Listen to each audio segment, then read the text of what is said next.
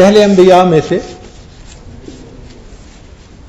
بہت سارے انبیاء کی حکمت بھری باتیں منقول ہیں، لیکن داؤد علیہ السلام کے بارے میں اللہ فرماتے ہیں وَآتَاهُ اللَّهُ الْمُلْكَ وَالْحِکْمَةَ. تو داؤد علیہ السلام نے اپنے بیٹوں سے ایک مرتبہ 9 سوال پوچھے. 19 بیٹے تھے اس وقت. تو ان میں سے جو سلیمان علیہ السلام تھے نا، جن کو پھر اللہ نے ملک بھی دیا، حکمت بھی دی، تو انہوں نے صحیح جواب دیے. وہ سوال بڑے دلچسپ ہیں.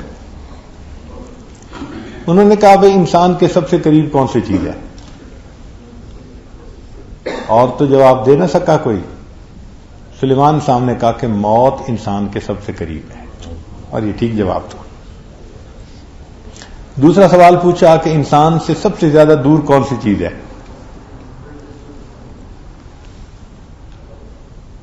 تو اوروں نے تو مختلف جواب دیے. سلیمان علیہ السلام نے کہا کہ جو وقت گزر چکا وہ انسان سے بہت دور ہے، اس لیے کہ وہ لوٹ کے نہیں آ سکتا. پھر انہوں نے پوچھا کہ یہ بتاؤ کہ کون سی 2 چیزیں آپس میں جڑی ہوئی ہیں؟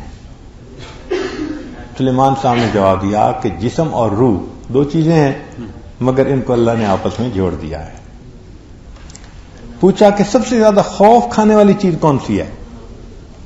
تو سلیمان صاحب نے جواب دیا کہ مردہ میت جو ہے نا، سب سے زیادہ خوف کھانے والی چیز ہے کہ ایک دن مجھے بھی اسی طرح کندھوں پہ اٹھایا جائے گا. نہ یہ حسن رہے گا، نہ مال رہے گا، نہ یہ دنیا کا عیال ہوگا، جانا پڑ جائے گا. فرمایا کون سی 2 چیزیں ہیں جو بدلتی نہیں؟ تو سلیمان صاحب نے بتلایا کہ زمین اور آسمان. جب سے انسان کی تاریخ شروع ہوئی، زمین بھی اسی طرح، آسمان بھی اسی طرح. پوچھا اچھا کون سی 2 چیزیں ہیں جو بدلتی رہتی ہیں؟ تو سلیمان صاحب نے فرمایا دن اور رات. یہ 2 چیزیں ہیں جو بدلتی رہتی ہیں. پوچھا کون سی 2 چیزیں ہیں جو ایک دوسرے سے مختلف ہیں؟ تو فرمایا زندگی اور موت. پوچھا کون سا عمل جس کا انجام ہمیشہ اچھا؟ تو بتایا صبر. صبر کا انجام ہمیشہ اچھا. پوچھا اچھا کون سا عمل جس کا انجام ہمیشہ برا؟ فرمایا غصہ. غصے کا انجام ہمیشہ برا ہی ہوتا ہے. چنانچہ یہ حکمت ہر بندے کو مل سکتی ہے اگر وہ محنت کرے، عبادت کرے اخلاص کے ساتھ.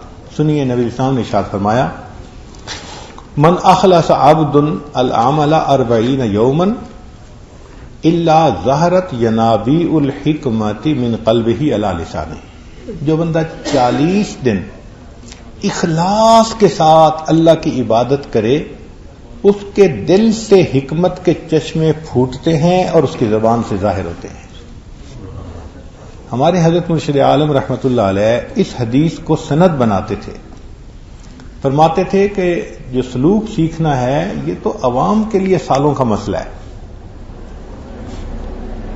یہ سبزی بیچنے والا، یہ گوشت بیچنے والا، یہ کپڑا بیچنے والا، جن کے یہ کام ہے نا، ان کے لیے سالوں کے مسئلے ہیں. فرماتے تھے علماء کے لیے نہیں ہے. وہ تو پہلے ہی 8 سے 10 سال مدرسے میں لگا چکے ہوتے ہیں. تو جو پہلے 8 سے 10 سال لگا چکے، اب ان کے لیے معرفت کا پانا، فرمایا یہ سالوں کے مسئلے نہیں ہوتے. فرمایا کرتے تھے کوئی عالم آئے اور میری صحبت میں 40 دن رہے، اس کا دل نہ بدلے میرا نام بدل دینا. یہ فرماتے تھے کہ کوئی بھی عالم آئے اور میرے ساتھ 40 دن رہے، اگر اس کا دل نہ بدلے تو تم میرا نام بدل کے رکھ لینا. اور وہ حدیث میں، یہ حدیث مبارکہ سند میں پیش فرماتے تھے. یعنی بات قوی تھی.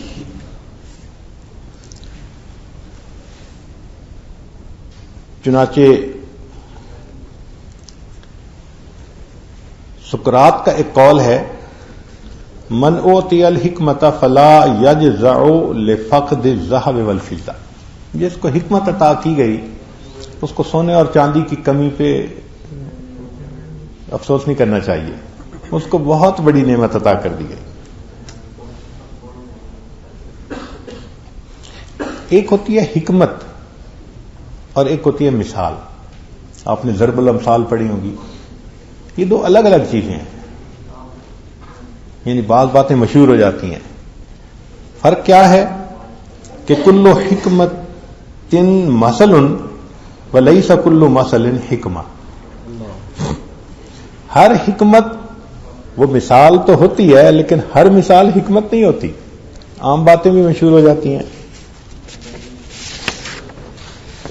اب نبی علیہ الصلوۃ والسلام کی صحبت پانے والے جو حضرات تھے انہوں نے یہ حکمت کی باتیں نبی علیہ السلام سے سیکھیں، پھر انہوں نے آگے بھی پہنچائیں. ان کی زبان سے بھی یہ حکمت کی باتیں جاری ہوئی. کہتے ہیں کہ استاد کی عظمت دیکھنی ہو تو شاگردوں کو دیکھو، شاگردوں سے استاد کا مقام پہچانا جاتا ہے. تو نبی علیہ الصلوۃ والسلام کی اگر شان دیکھنی ہو تو صحابہ کرام کی زندگیوں کو دیکھو، اس سے پتہ چلتا ہے کہ معلم کتنے بڑے تھے. چنانچہ سیدنا صدیق اکبر عنہ ان کی بہت ساری باتیں حکمت بھری باتیں ہیں. ایک بات جو کہ ہمارے سلسلے کے مشائخ میں سے ہیں تو فرماتے تھے سبحان من لم یجعل لخلقہ سبیلا الی معرفتہ الا بالعجز عن معرفتہ. پاک ہے وہ ذات جس نے اپنے تک پہنچنے کے لیے عجز کے سوا کوئی دوسرا راستہ ہی نہیں بنایا. جو اللہ تعالیٰ تک پہنچنا چاہتا ہے اسے عاجزی اختیار کرنا، اسے جھکنا پڑے گا. جھکے بغیر کوئی اللہ تعالیٰ تک نہیں پہنچ سکتا. سوچئے اس سے اللہ کی کتنی عظمت بیان ہوتی ہے. پاک ہے وہ ذات جس نے اپنے تک پہنچنے کے لیے عاجزی کے سوا کوئی دوسرا راستہ ہی نہیں بنایا.